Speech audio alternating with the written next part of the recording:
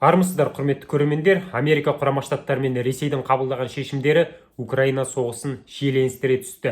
Америка құрама штаттарының президенті Джо Байден өзінің билігінің бітуіне 2 ай уақыт қалған сәтте Украинаға алыс қашықтықтағы батыстық зымырандар мен Ресейдің заңды аумағында орналасқан әскери нысандар мен стратегиялық нысандарды атқылауға өз рұқсатын берді. Америка құрама штаттары Украина қолындағы атакмс зымырандары мен Украина Ресейдің Курск облысындағы әскери нысандарды атқылай алатынын айтты. Дәл осындай шешімді Ұлыбритания және Франция билігі де қабылдаған, яғни Ұлыбритания мен Франция осы уақытқа дейін Украинаға Storm Shadow және Scalp зымырандарын жеткізіп келген болатын. Ендігі таңда аталған зымырандарды Украина Курск облысына қарсы қолданыла алады. Неге Курск облысы? Себебі Курск облысында Ресейге көмекке келген Солтүстік Кореяның әскері топтастырылған. Батыс Солтүстік Корея әскерінің соғысқа тікелей килігуіне байланысты өзінің жауабын беретінін айтқан еді. Дәл осындай бір шешімді қабылдау арқылы олар КХДР-дің соғысқа килігуіне өз жауабын берген сияқты.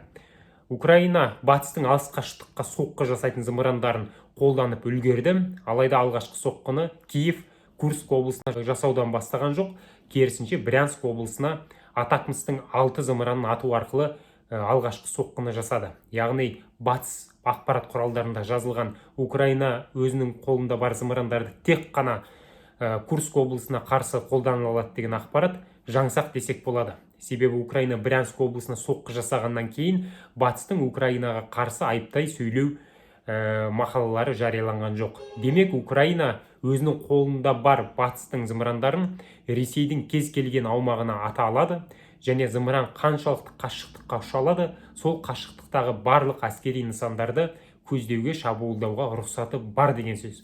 Украина Брянск облысындағы әскери нысанға 6 атакмс зымыранын атқан. Ресейдің қорғаныс министрлігі 6 зымыранның 5-еуін әуеде қағып түсіргенін және 1-еуін істен шығарғанын жайлы ақпаратты таратты. Дегенмен бұл ақпаратқа әскери сарапшылар үлкен күмәнмен қарайды. Себебі атакмс зымырандарының ұшу жылдамдығы дыбыстан 3 есе жылдам деген дерек көздері бар. Яғни аталған зымырандарда әуеде әуе қорғаныс жүйелерінің атып түсіруі, қағып түсіруі үлкен мәселе, үлкен қиындық туындатады деген сөз. Дәл осындай зымыран соққыларын бүгін Украина Ресейдің заңды территориясы саналатын Курск облысының Марина елді мекеніне соққы жасау арқылы да қайталады. Бұл жолы Украина атакмс зымырандарымен емес, Storm Shadow зымырандарымен қарсыластың әскери нысанына соққы жасаған. Дәл сол сияқты шабуылдар Қырымда орналасқан әскери нысандарға да жасалған. Жиынтығы Украина бүгін Ресейдің аумағына және Ресей оккупациялап алған Украина аумағына 12 дана Storm Shadow зымырандарын қолданған. Бұл сөзсіз Ресей мен Украина арасындағы соғысты шиеленістіре түседі. Себебі Ресей президенті Владимир Путин осыдан 2 ай бұрын батыстың алыс қашықтыққа соққы жасайтын зымырандары Ресейдің территориясына келіп түсетін болса, ендеше ол соққыны тек қана Украина емес, сонымен бірге батыс мемлекеттері де жасады деп Мәскеу қабылдайтынын айтқан болатын. Себебі Путиннің сөзінше Украина өз бетінше батыстық зымырандарды қолдана алмайды.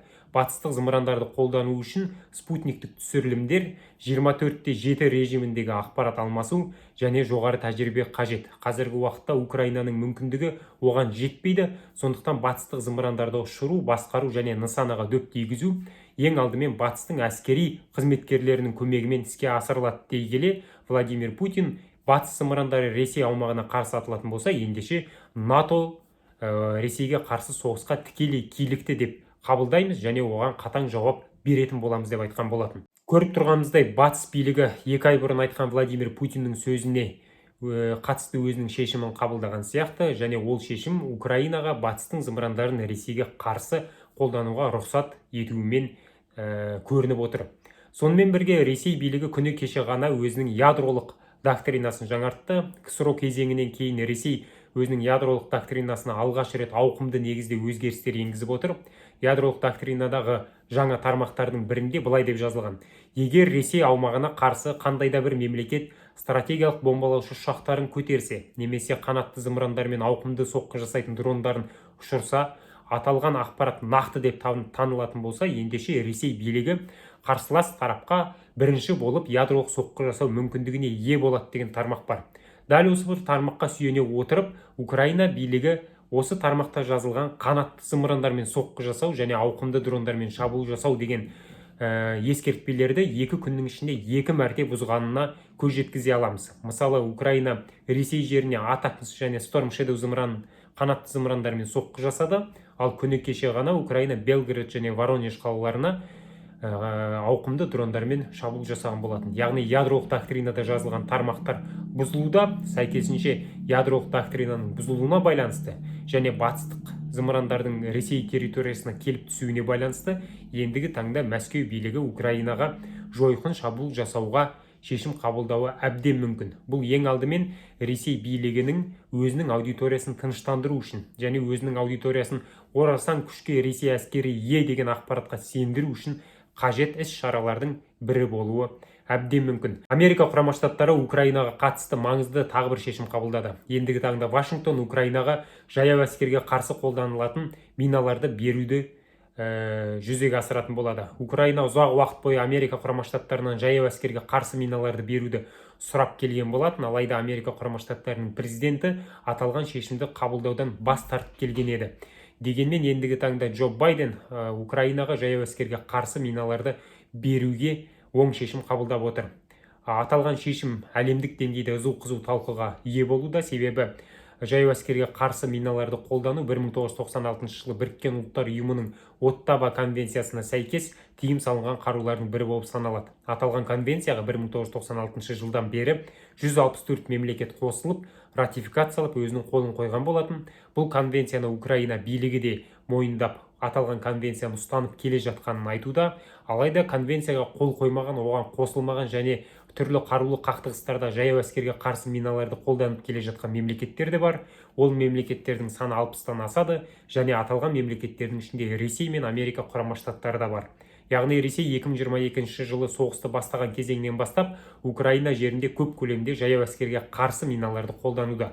Мысалы, 2023 жылы Украина әскері Ресей оккупациялап алған аймаққа қарсы қарымта шабуылды бастаған сәтте жаяу әскерге қарсы қолданылатын миналардың көптігі алға жылжуға және әскери операцияға өте көп кедергі жасағанын айтқан болатын. Ендігі таңда Ресей әскері Донбаста түрлі позицияда алға жылжып келе жатыр. Әскери сарапшылар Ресей әскерінің жылдам негізде алға жылжуы Украина әскерінде жаяу әскерге қарсы миналардың тапшылығы мен аздығымен түсіндіреді. Ендігі таңда бұл олқылықтың алдын алу үшін Вашингтон Украинаға жаяу әскерге қарсы миналарды жеткізетін болады және Украина билігі аталған миналарды елдің шығысындағы ұрыс қимылдарында қолданылатынын айтуда. Украина жаяу әскерге қарсы миналарды қолдану арқылы Ресей әскерінің шығыс бағытта алға жылжуын бәсеңдете алады. Алайда бұл шешімнің әскери маңыздылығына қарағанда саяси маңыздылығы тіпті жоғары деп айтсақ болады. Аталған шешім Байден әкімшілігінің Украинаның әскери позициясын күшейтуге бар күшін салатынын көрсетуде. 2 айдан кейін Байден әкімшілігінің жұмысы тоқтайды және сәйкесінше Ресей мен Украинаның арасында ықтимал келіссөздер басталуы мүмкін. Байден әкімшілігі аталған келіссөздерге Украина билігі мен әскері мығым позицияда және барынша күшпен жету үшін Украинаға қажетті бұрын-соңды берілмеген қаруларды беру шешімін қабылдауы мүмкін.